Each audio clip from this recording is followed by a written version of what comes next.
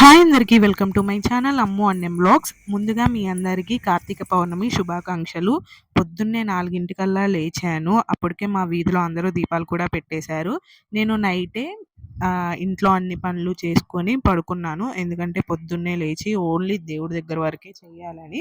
ఎందుకంటే ఈరోజు 365 ఒత్తులు వెలిగిస్తాం కాబట్టి ఏ పని పెట్టుకోకుండా అన్నీ రాత్రే చేసేసుకున్నాను. ఓన్లీ ఇప్పుడు వరకు దేవుడి దగ్గర మాత్రమే చేసుకునేలాగా.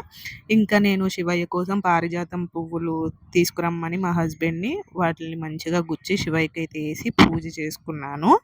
ఈ చలికాలంలో ఎంత ఫాస్ట్‌గా లేచిన టైం అయితే ఇట్లనే అయిపోయిద్ది. ఇంకా నేను అంత పొద్దున్నే 4కి లేచేసరికి మా ఇంటి దగ్గరోళ్ళందరూ నది స్నానానికి గూడా ఎళ్లారంట. నేను లేచి బయటకొచ్చాక మా అత్త చెప్తుంది. ఈసారి మాకు ఏ నది స్నానం అయితే అవ్వలేదు. మరి ఆ శివయ్య ఈ కార్తీక మాసం అయ్యేలోగా మాకెక్కడ ప్రాప్తిస్తారో.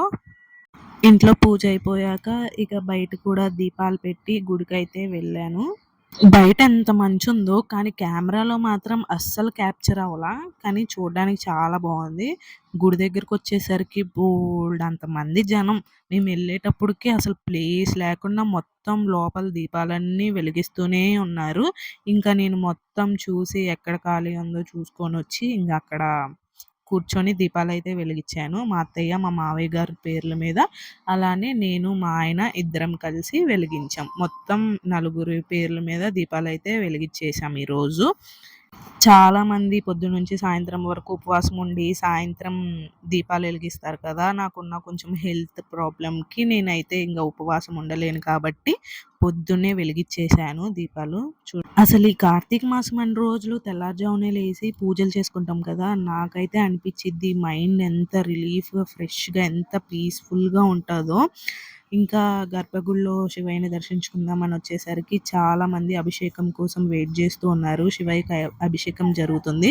ఇంకా దర్శనం చేసుకొని పక్కనే ఉన్న నెమలి గుడికైతే వచ్చేసాం. కృష్ణయ్య గుడి ఇది. చాలా ఫేమస్ అనమాట నెమలిలో.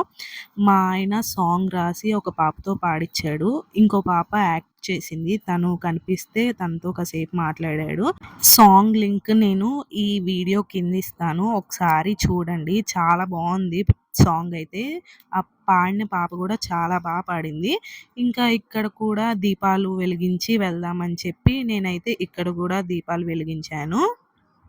ఇంకా మేము ఇంటికైతే వెళ్తున్నాం. మేము వెళ్ళే దారిలో ఒక శివలింగం దగ్గరైతే ఆగాము. ఆ శివలింగం ఏంటి అంటే మా హస్బెండ్ పుట్టకముందు నెమలేరు, అలానే గన్నారమేరు వానలకి వరదలొచ్చేసరికి మా ఊరోళ్ళందరూ వేరే దగ్గరికైతే ఎళ్ళిపోయారంట. అంటే ప్రెజెంట్ మేముండే ఊరు. ఇప్పుడింకా ఈ ఊర్లో ఎవరు ఉండకపోయేసరికి ఈ లింగానికి పూజ చేసేవాళ్ళు ఎవ్వరూ లేరు. ఇట్లా పండగలప్పుడు ఎవరో ఒకళ్ళు వచ్చి పూజ చేస్తూ ఉంటారు. మేము నెమలెళ్ళే ప్రతిసారి మా హస్బెండ్ చెప్పేవాళ్ళనమాట. ఒకప్పుడు మనది ఈ ఊరే, వానలొచ్చి ఇట్లా మునిగిపోయేసరికి ఇటొచ్చేసాం మనం అది ఇది అని.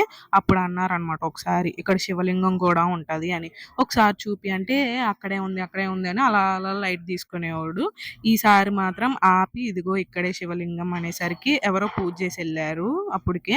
ఇంకా వచ్చా కదా నేను కూడా అని దండం పెట్టుకొని దీపం అయితే వెలిగించాను. ఇంకా ఈ రోజు కార్తీక పౌర్ణమిని నేనైతే ఇలా జరుపుకున్నాను. నా పూజలన్నీ అయిపోయినాయి. మళ్ళీ మనం అందరం నెక్స్ట్ వీడియోలో కలుద్దాం. అప్పటి వరకు నా ఛానల్ని లైక్ చేయండి, షేర్ చేయండి, సబ్స్క్రైబ్ చేసుకోండి. Thank you for watching.